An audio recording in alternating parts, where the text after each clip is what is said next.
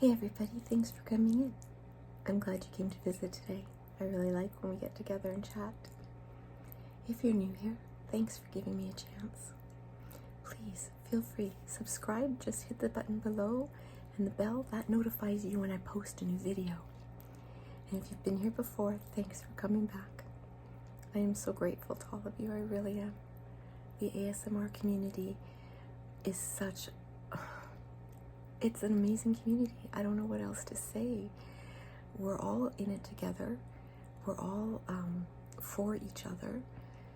It's just such a warm place to be, I find. And I was able to get so much from ASMR artists. I wanted to give back, which is why I started this channel. And my niche is your older favorite aunt, Auntie Angel. And I've learned a lot. I've made a lot of mistakes. I've dealt with a lot of pain, and I want to help you guys not to have to do that. If you can learn from a past mistake I've made, or if you can learn from how I've figured out how to handle certain situations, that would be great. I'm not a doctor or a counselor. I'm just a person who's been through it, and I believe in positivity, and I believe in positive affirmations. I don't think we say that to ourselves nearly enough. I also believe that we need to have open, frank discussions about mental health. You know, a lot more people suffer from anxiety and panic attacks and depression and social anxiety than we know. You know, it's almost as if it's still a stigma and we're still hiding from it. And sorry, I'm short and I keep sliding off my chair. But I'd love to just help you guys come up with responses to people, because I know what people have said to me. I know what bothers me. And I hate with a passion thinking of exactly the right thing to say 2 hours later when I can't say it. And you guys have a right to stand up for yourselves, okay? The number one thing I want you to remember, and we've talked about this in another video, and I mean it, I want you to repeat it when I say it, okay? I may have anxiety, I may have depression, I may have panic attacks. I am not broken, okay? Nobody needs to fix me. If I have a medical issue, I go to a doctor. If I'm having a mental health issue, I'll go to a doctor. If there's medication that can help me, that's great, but that doesn't make me broken, okay? And asking for help makes you stronger, okay? I want you to know that. You matter. You are worth it. You were put on this earth for a reason, okay? We're not from a cookie cutter factory. I know I've said that before, but it's true. You were chosen, and we all have different purposes. And I do not believe for 1 minute that every person only has one purpose in life.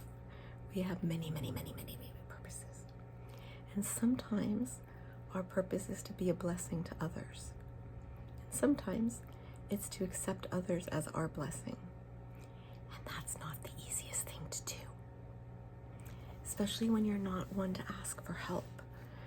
It can be really hard. And I think, you know, you see all these commercials on TV or these public service announcements. If you're struggling, ask for help, and here's a phone number. Okay, that's great. Phone the number. They're professionals, they know how to help you. But if you're not at that point yet, your doctor. If you're too familiar with your doctor, if your family members see your doctor and that makes you uncomfortable, go to a walk-in clinic. If you're in an area that has a public health office, call your local public health office. They have lots of resources, and a lot of them are on a sliding scale. Because I'm in Canada, a lot of this stuff we can access for free, but we still have to pay, you know, for psychologists and things like that. But if you're in a place where you have to pay for every single thing, then you need to really find a place. And your clergy can help as well. I know with my church, we have Catholic Family Services, and they have a whole mental health wing that they can help you with and help you find the right doctor or counselor for you. Another thing, though, is to advocate for yourself.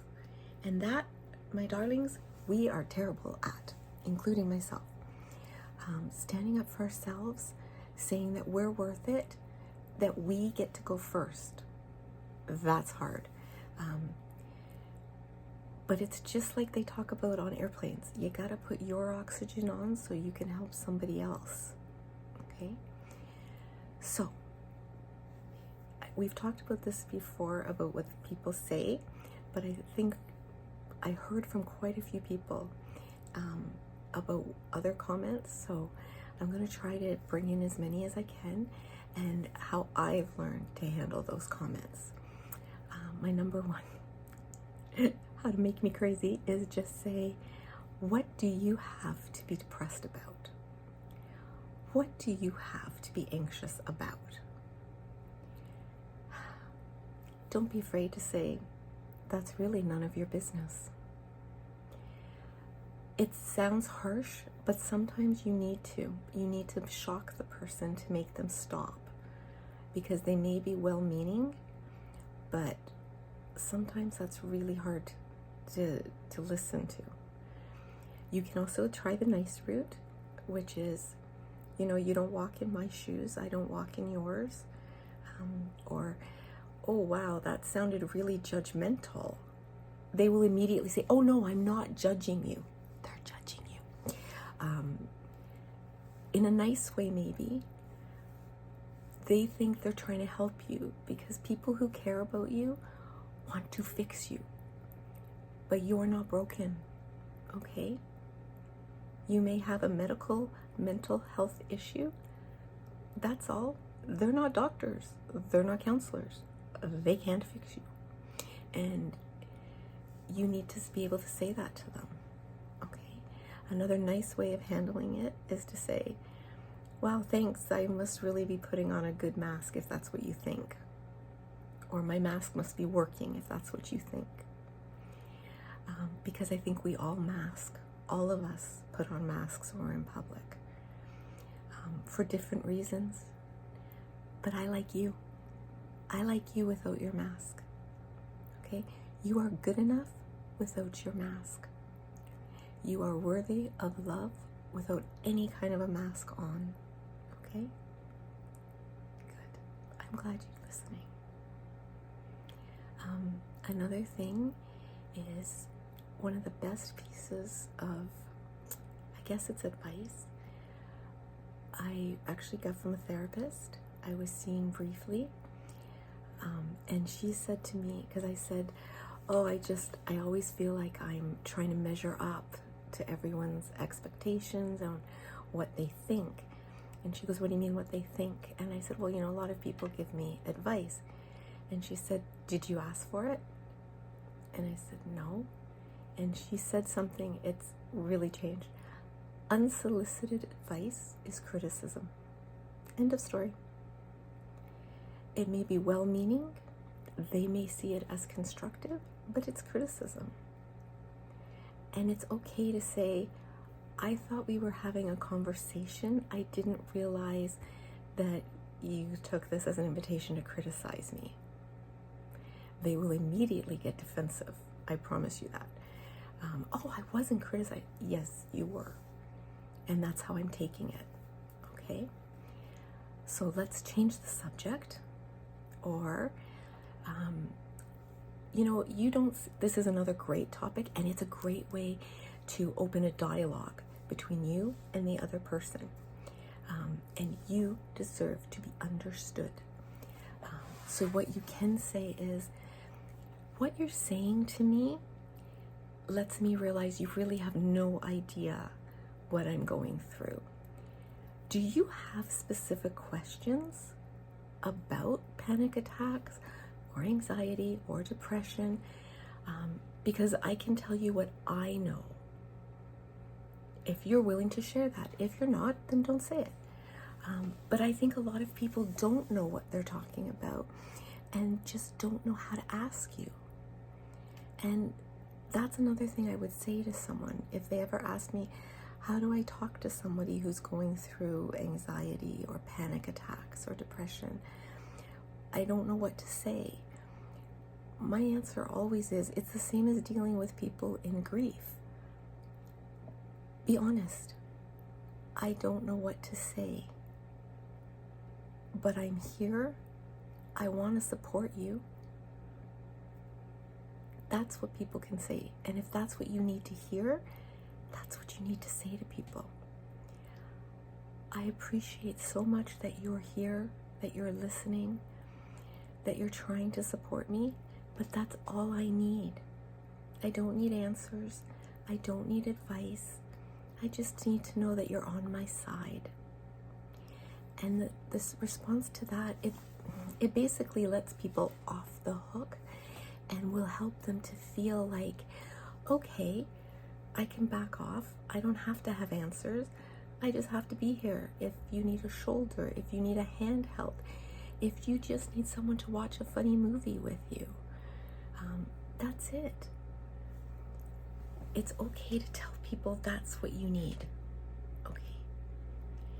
Another thing that I think we can deal with is how to talk to people when especially when they're making us feel more anxious. And I know people say, nobody can make you feel that. Yes, they can. Okay? We can control how we react, but if someone is coming at us, and in a lot of cases, they'll ask questions, but it's almost like you're being interrogated.